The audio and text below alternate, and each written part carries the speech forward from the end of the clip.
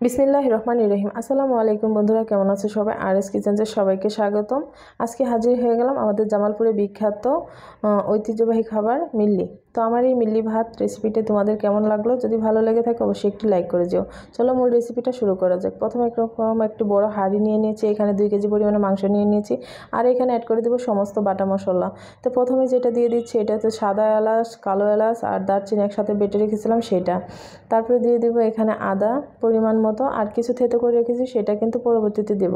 তাই এখানে দিয়ে দিলাম জিরা আর ধনিয়া বাটা, কাঁচামরিচ বাটা, রসুন বাটা, পেঁয়াজ বাটা। আমি এইভাবে থেতো করে রেখেছি সেটাকে বাটা বলে দিলাম। তো এখানে রাঁধুনি রেডিমেড মাংসের মশলা দিয়ে দিলাম। তারপরে দিয়ে দিলাম মরিচের গুঁড়া, দিয়ে দেবো হলুদের গুঁড়া, আর দিয়ে দেবো স্বাদ মতো লবণ। দিয়ে রান্নার রেগুলার তেলটা দিয়ে হাতে মাখিয়ে মাংসটাকে ভালোভাবে হাত দিয়ে মাখিয়ে নেব। তো দেখো বন্ধুরা, আমার কিন্তু মাংসটা মাখানো হয়ে গেছে, আর দেখো কি সুন্দর একটা কালার আসছে। আর এইটাতে যত ঝাল কম হবে তত ভালো লাগবে। তো আমি এখন চুলাতে বসিয়ে দেবো, ঢাকনা দিয়ে ঢেকে কিছুক্ষণ কষিয়ে নেব। আমাদের জামালপুরের ঐতিহ্যবাহী খাবার এটা। মৃত্যুবার্ষিকী বলেন, যে কোনো অনুষ্ঠানই বলেন না কেন, এটা অপশনাল, এটা কিন্তু থাকবেই।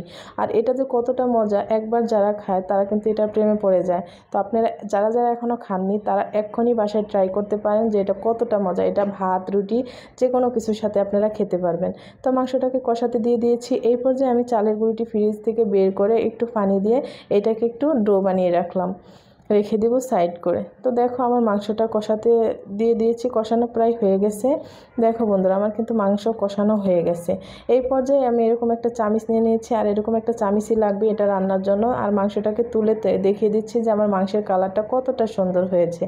এই পর্যায়ে অ্যাড করে দিব এখানে গরম পানি। তো আমি 1 হাঁড়ি পানি দিয়ে দিব, দিয়ে জাল করে এটা আমি 100%-এর ভিতরে আমি এটাকে 70% করে নেব।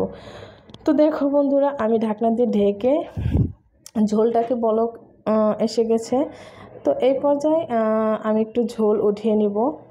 তো ঝোলটা একটা বলে উঠিয়ে রেখে দিলাম, আর একটু লাড়াচাড়া করে এখানে কিছু পরিমাণ কাঁচামরিচ দিয়ে ঢাকনা দিয়ে ঢেকে এটা আরও কিছুক্ষণ ঝোলটাকে শুকিয়ে নেব। আর এই যে আমি কিন্তু ঝোলটা উঠিয়ে রেখেছিলাম কিছু ঝোল, এটার ভিতরে এখন সেই আগে থেকে রেডি করে রেখেছিলাম যে মিল্লির যে ডোটা আতপ চালের, সেটা দিয়ে পাতলা করে একটা ডো বানিয়ে নেব এই ঝোলের ভিতরে। তো দেখো বন্ধুরা, এরকম করে একটা ডো বানিয়ে নিলাম। তো এই পর্যায়ে আমার ঝোলটা কিন্তু রেডি। এখন আমি এই ডোটা আস্তে আস্তে এখানে দিয়ে চামিচ দিয়ে লাড়া দিয়ে নিব। তো তোমরা কিন্তু এইভাবেই লাড়া দিবে, না হলে কিন্তু নিচে দলা পেকে যাবে, তখন খেতে ভালো লাগবে না। তো আমার কিন্তু এই ডোটা দেওয়া হয়ে গেছে।